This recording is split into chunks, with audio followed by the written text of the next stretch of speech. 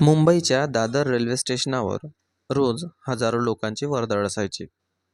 कोणाला ऑफिसला जायचं असायचं, कोणाला गावी, तर कोणाला आपल्या स्वप्नांच्या मागे धावायचं असायचं. त्या गर्दीत एक 12 वर्षाचा मुलगा दररोज सकाळी 5 वाजता उठून स्टेशनवर यायचा. त्याचं नाव होतं रोहन. अंगावर फिकट झालेला शर्ट, पायात जुनी चप्पल आणि खांद्यावर चहाची किटली. तो प्लॅटफॉर्मवर फिरत ओरडायचा, "गरम चहा, गरम चहा." अनेक लोक त्याच्याकडून चहा घ्यायचे. काही प्रेमाने बोलायचे, काही दुर्लक्ष करायचे, तर काही त्याला रागाने हाकलून लावायचे. पण रोहनच्या चेहऱ्यावर नेहमी हसू असायचं, कारण त्याला माहिती होतं की या चहाच्या पैशावरच त्याचं घर चालतं. त्याचे वडील काही वर्षापूर्वी गेले होते. घरी फक्त तो आणि त्याची आई सुमन राहत होते. सुमनला गंभीर आजार होता. ती घराबाहेर पडू शकत नव्हती. औषध, घरभाडं आणि 2 वेळच्या जेवणासाठी रोहन दिवसभर कष्ट करत होता. एका संध्याकाळी स्टेशनवर खूप गर्दी होती. पाऊस नुकताच थांबला होता. रोहन दिवसभर चहा विकून थकला होता. त्याच्या खिशात फक्त 60 रुपये उरले होते. त्यापैकी 50 रुपये आईच्या औषधासाठी ठेवले होते. उरलेले 10 रुपये त्याच्या रात्रीच्या जेवणासाठी होते.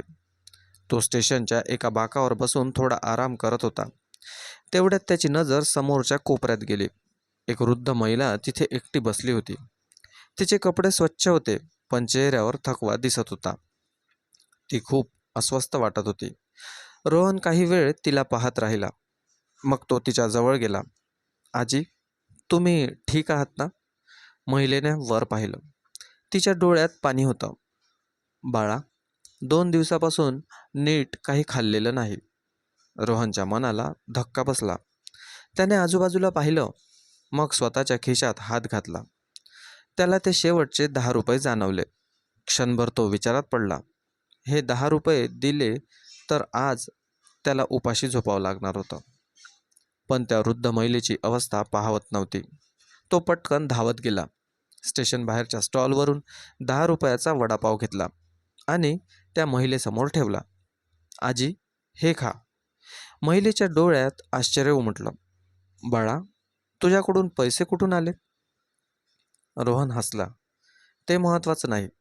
तुम्ही आधी खा." महिलेच्या डोळ्यात अश्रू आले. ती वडापाव खात होती आणि रोहन तिच्याकडे पाहून आनंदी होत होता. जेवण संपल्यावर महिलेने विचारलं, "तुझं नाव काय?" "रोहन." "आणि तू काय करतोस?" "चहा विकतो." "शाळा?" रोहनच्या चेहऱ्यावरचं हसू थोडं कमी झालं. "शाळा सोडावी लागली. आई आजारी आहे. तिला सांभाळण्यासाठी काम करतो." महिला काही क्षण शांत राहिली. मग तिने रोहनच्या डोक्यावर हात ठेवला. "देव तुझं भलं करो बाळा." रोहन हसला. त्याला वाटलं, ही फक्त एक साधी भेट आहे.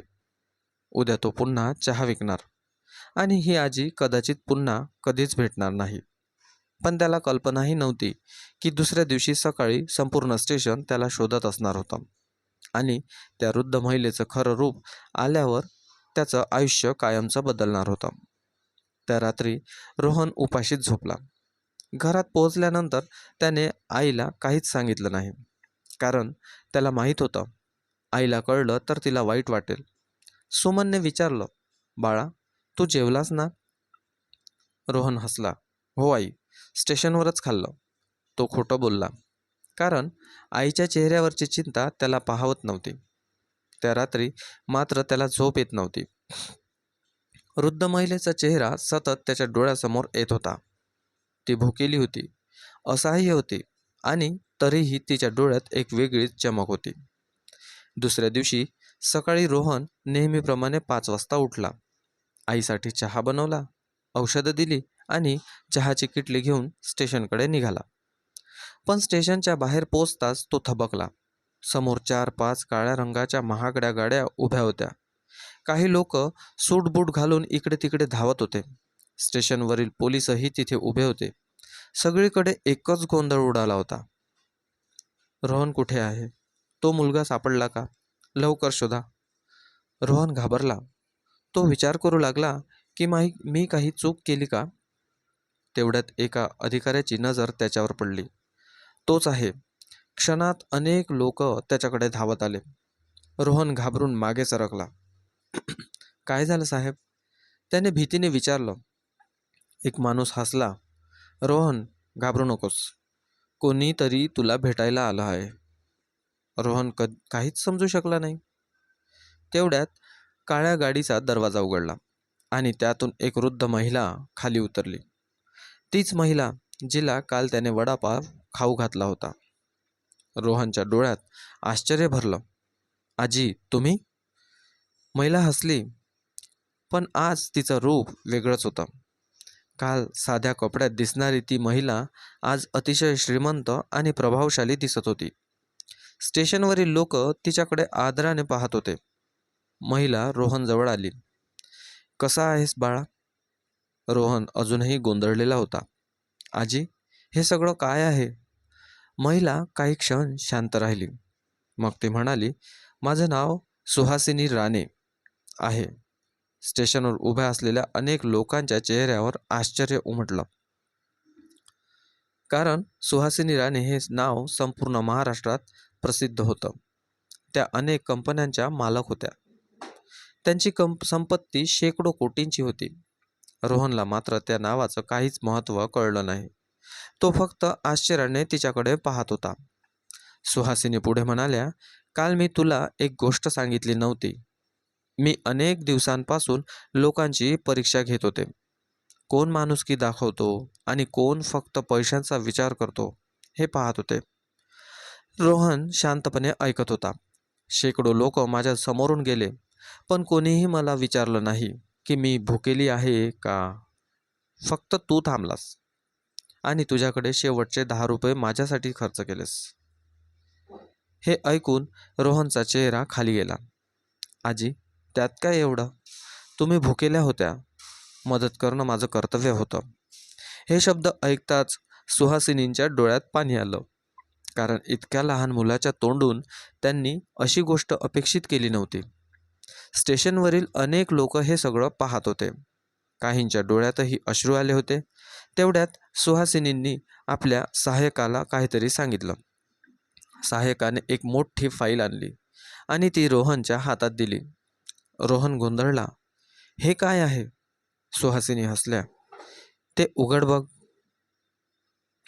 रोहनने फाईल उघडली. पहिलंच पान पाहून तो थबकला. कारण त्यावर त्याचं नाव लिहिलेलं होतं आणि पुढे जे लिहिलं होतं ते वाचून त्याच्या डोळ्यात अश्रू उभे राहिले. त्याला विश्वासच बसत नव्हता. कारण त्याचं आयुष्य बदलणारं ते वाक्य होतं. आजपासून तुझ्या शिक्षणाचा, राहण्याचा आणि आईच्या उपचाराचा संपूर्ण खर्च आम्ही करणार आहोत. रोहनच्या हातातील फाईल थरथरू लागली. पण अजून एक मोठा धक्का बाकी होता. कारण सुहासिनी राणे त्याला फक्त मदतच करणार नव्हत्या, तर त्याला एक असं नातं देणार होत्या ज्याची त्याने कधीच स्वप्नातही कल्पना केली नव्हती. रोहनच्या हातात ती फाईल होती. त्याचे हात थरथरत होते. त्याला अजूनही विश्वास बसत नव्हता. ज्या मुलाला 2 वेळच्या जेवणाची चिंता होती, ज्याने अर्धवट शिक्षण सोडलं होतं, त्याच्या आयुष्यात अचानक एवढा मोठा बदल घडून येत होता. स्टेशनवर शेकडो लोक जमा झाले होते. सगळ्यांच्या नजरा रोहन आणि सुहासिनी राणेवर खिळल्या होत्या. रोहनच्या डोळ्यात अश्रू आले. आजी, खरंच? माझ्या आईच्या उपचाराचा खर्चही? सुहासिनी प्रेमाने हसल्या. हो बाळा, तुझी आई आता औषधांशिवाय राहणार नाही आणि तूही शिक्षणापासून दूर राहणार नाहीस. हे ऐकताच रोहनच्या डोळ्यातून अश्रू वाहू लागले. कारण अनेक महिन्यांपासून तो फक्त एकाच गोष्टीसाठी झगडत होता, आईला वाचवण्यासाठी. आता पहिल्यांदाच त्याला आशेचा किरण दिसत होता. तेवढ्यात सुहासिनी काही क्षण शांत झाल्या. त्यांच्या चेहऱ्यावर वेगळंच दुःख उमटलं. रोहनने ते ओळखलं. आजी, तुम्ही दुःखी का दिसत आहात? हा प्रश्न ऐकताच सुहासिनींचे डोळे भरून आले. त्या जवळच्या बाकावर बसल्या. मग हळू आवाजात म्हणाल्या, कारण तू मला माझ्या नातवाची आठवण करून देतोस. रोहन शांतपणे ऐकत होता. माझा एक नातू होता, अगदी तुझ्यासारखा, हसरा, दुसऱ्यांना मदत करणारा. पण त्यांचा आवाज अडखडला. तो आता या जगात नाही. क्षणभर वातावरण गंभीर झालं. सुहासिनींच्या डोळ्यातून अश्रू वाहू लागले. एका अपघातात आम्ही त्याला गमावलं. त्या दिवसानंतर माझं घर मोठं राहिलं, पण माझं मन रिकामं झालं. स्टेशनवर उभे असलेले अनेक लोकही भावुक झाले. रोहन हळूहळू त्यांच्या जवळ गेला. त्याने आपल्या छोट्याशा हाताने त्यांच्या डोळ्यातील अश्रू पुसले. आजी, रडू नका. तुमचा नातू तुम्हाला दुःखी पाहायला आवडला नसता. हे शब्द ऐकताच सुहासिनींचा बांध फुटला. त्यांनी रोहनला घट्ट मिठी मारली. ती मिठी काही क्षणांची नव्हती. त्यात एकटेपणा होता, दुःख होतं आणि हरवलेल्या नातवांची आठवण होती. मग त्यांनी सर्वांसमोर एक वाक्य उच्चारलं. असं वाक्य ज्याने संपूर्ण स्टेशन शांत झालं. रोहन, जर तुला हरकत नसेल तर आजपासून तू माझा नातू आहेस. रोहन थबकला. त्याला विश्वासच बसत नव्हता. त्याच्या आयुष्यात आजपर्यंत कोणी एवढ्या प्रेमाने बोललं नव्हतं. तो रडू लागला आणि पुढच्या क्षणी त्याने सुहासिनींना मिठी मारली. आजी, हा शब्द ऐकताच सुहासिनींच्या चेहऱ्यावर 3 वर्षांनी खरं हसू उमटलं. स्टेशनवर टाळ्यांचा कडकडाट झाला. काहींच्या डोळ्यात अश्रू होते, कारण त्यांनी आज माणुसकीचा एक सुंदर क्षण पाहिला होता. पण ही कथा इथे संपत नव्हती, कारण रोहनच्या आयुष्यातला खरा संघर्ष अजून बाकी होता. त्या दिवशी सुहासिनी त्याच्या आईला भेटण्यासाठी त्यांच्या घरी जाणार होत्या आणि तिथे त्यांना एक असं सत्य कळणार होतं जे पाहून त्या स्वतः हादरून जाणार होत्या. कारण रोहनची आई सुमन गेल्या काही महिन्यांपासून फक्त आजाराशीच नाही तर एका धोकादायक संकटाशी झुंज देत होती. स्टेशनवरील तो भावनिक प्रसंग संपल्यावर सुहासिनी राणे आपल्या गाडीत बसल्या. त्यांच्यासोबत रोहनही होता. पहिल्यांदाच तो इतक्या मोठ्या आणि आलिशान गाडीत बसला होता. गाडीच्या मऊ सीटवर बसताना त्याला संकोच वाटत होता. तो वारंवार आपल्या चपलांकडे पाहत होता.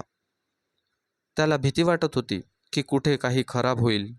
हे पाहून सुहासिनी हसल्या. बाळा, एवढा घाबरतोस का?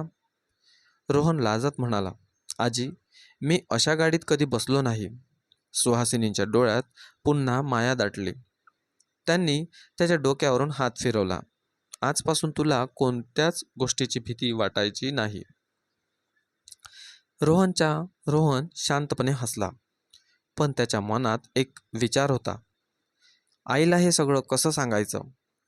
थोड्याच वेळात गाडी झोपडपट्टीजवळ येऊन थांबली. सुहासिनी पहिल्यांदाच त्या भागात आल्या होत्या. आजूबाजूला मोडकळीस आलेल्या झोपड्या होत्या. काही ठिकाणी पावसाचं साचलेलं पाणी होतं. लहान मुलं अनवाणी पायाने खेळत होती. हे सगळं पाहून त्यांच्या मनाला वेदना झाल्या. रोहन त्यांना आपल्या झोपडीकडे घेऊन गेला. झोपडीसमोर पोहोचल्यावर त्याने हळूच आवाज दिला. आई. आतून सुमनबाई बाहेर आली. तिचा चेहरा फिकट पडला होता. ती खूप अशक्त दिसत होती, पण मुलाला पाहताच तिच्या चेहऱ्यावर हसू उमटलं. रोहन, आज एवढा उशीर का झाला? मग तिची नजर सुहासिनींवर गेली. ती गोंधळली. या कोण? रोहन आनंदाने म्हणाला. आई, या माझ्या आजी आहेत. सुमन काही क्षण काहीच बोलू शकली नाही. तिला काहीच समजत नव्हतं. रोहनने स्टेशनवर घडलेला सगळा प्रकार सांगितला. तो बोलत असताना सुमनच्या डोळ्यातून अश्रू वाहू लागले, कारण तिला विश्वासच बसत नव्हता. ज्या मुलाने स्वतः उपाशी राहून दुसऱ्याला खायला दिलं, त्याच मुलासाठी आज नियतीने एवढं मोठं दार उघडलं होतं. सुमनने सुहासिनींना नमस्कार केला. माझ्या मुलासाठी तुम्ही एवढं करत आहात, मी तुमचे आभार कसे मानू? सुहासिनी शांतपणे म्हणाल्या. आभार मानायची गरज नाही. तुम्ही खूप चांगला मुलगा घडवला आहे. हे ऐकताच सुमनच्या चेहऱ्यावर अभिमान उमटला. पण तेवढ्यात सुहासिनीची नजर घराच्या एका कोपऱ्यात पडलेल्या औषधांच्या बाटल्यावर गेली. काही गोळ्या अर्धवट होत्या, काही औषधं जुनी होती. त्यांनी विचारलं, तुम्ही नियमित उपचार घेत आहात ना? सुमन काही क्षण शांत राहिली. मग तिने नजर खाली केली. नाही. का? पैसे नाहीत. हे उत्तर ऐकताच सुहासिनी हादरल्या. सुमन पुढे म्हणाली, डॉक्टरांनी काही तपासण्या सांगितल्या आहेत, पण त्यासाठी खूप पैसे लागतील. म्हणून मी उपचार अर्धवट सोडले. रोहनने हे ऐकताच मान खाली घातली, कारण त्याला हे सगळं माहीत होतं. म्हणूनच तो दिवस रात्र मेहनत करत होता. सुहासिनीच्या डोळ्यात पाणी आलं. त्यांनी आयुष्यात करोडो रुपये पाहिले होते, पण आज त्यांना पैशाची खरी किंमत समजत होती. कारण इथे एका आईचं आयुष्य पैशाअभावी धोक्यात होतं. त्या क्षणी त्यांनी मनात एक मोठा निर्णय घेतला. असा निर्णय जो फक्त रोहनच नाही तर सुमनचंही आयुष्य कायमचं बदलून टाकणार होता. त्या उठल्या आणि सुमनचा हात हातात घेत म्हणाल्या, आजपासून तुमचा उपचार माझी जबाबदारी आहे. तुम्ही उद्याच मोठं मध्ये जाणार. सुमन आणि रोहन दोघेही स्तब्ध झाले. पण सुहासिनी अजून थांबल्या नव्हत्या. कारण त्यांनी मनात आणखी एक निर्णय घेतला होता, जो ऐकून संपूर्ण झोपडपट्टी भावुक होणार होती. त्या रात्री रोहनला झोपच लागली नाही. एकीकडे त्याच्या आईच्या उपचाराची चिंता संपणार होती, दुसरीकडे सुहासिनी आजींनी दिलेलं प्रेम त्याला सतत आठवत होतं. त्याला अजूनही वाटत होतं की हे सगळं एखादं स्वप्न आहे. पण दुसऱ्या दिवशी सकाळी वास्तव त्यांच्या समोर उभं होतं. सुहासिनी आजींनी स्वतःची गाडी पाठवली होती. सुमनला मोठ्या हॉस्पिटलमध्ये दाखल करण्यात आलं. सर्व तपासण्या झाल्या. डॉक्टरांनी योग्य उपचार केले होते. कित्येक महिन्यानंतर सुमनच्या चेहऱ्यावर आशेचं हसू दिसलं. काही दिवसांनी सुहासिनी आजींनी रोहन आणि सुमनला त्यांच्या बंगल्यावर बोलावलं. तो बंगला पाहून रोहन थक्क झाला. मोठं गेट, सुंदर बाग, भव्य घर. त्याने आयुष्यात इतकं मोठं घर कधी पाहिलंच नव्हतं. पण त्याला सर्वात जास्त आश्चर्य वाटलं ते सुहासिनी आजींच्या वागण्याचं. त्या त्याच्याशी एखाद्या नातवासारख्याच बोलत होत्या. दुपारच्या जेवणानंतर त्यांनी रोहनला एका खोलीत नेलं. ती खोली पुस्तकांनी भरलेली होती. टेबल, संगणक, अभ्यासासाठी लागणाऱ्या सर्व गोष्टी तिथे होत्या.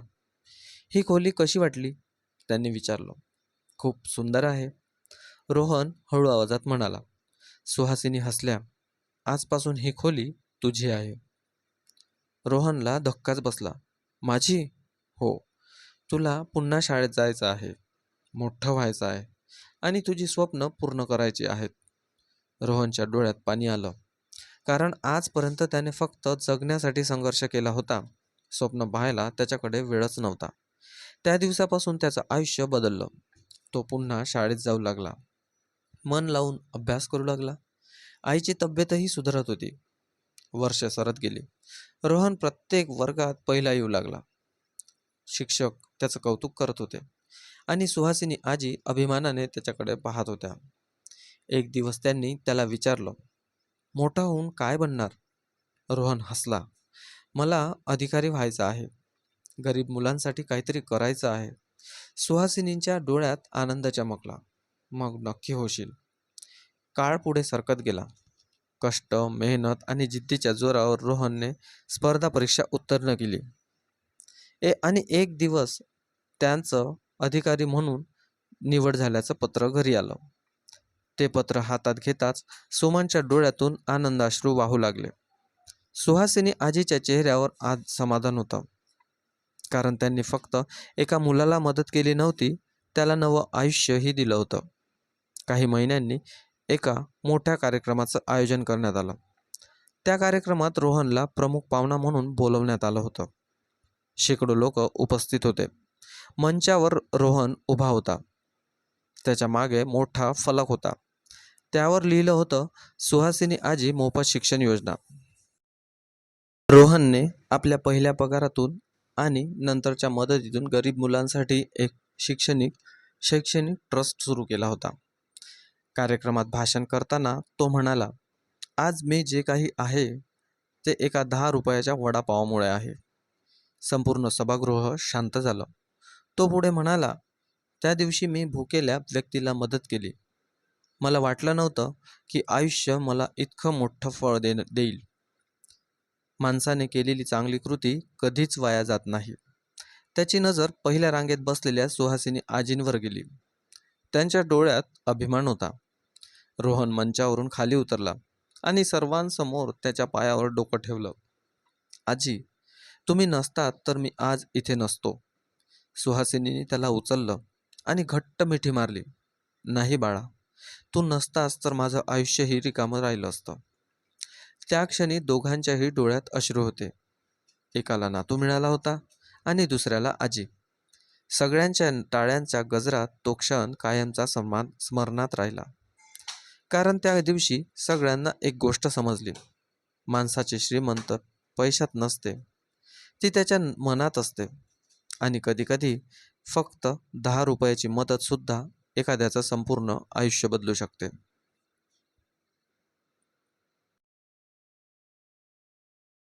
बोध, दया, माणुसकी आणि मदत करण्याची भावना कधीच वाया जात नाही. आपण केलेली छोटीशी चांगली कृतीही एखाद्याच्या आयुष्यात मोठा प्रकाश निर्माण करू शकते.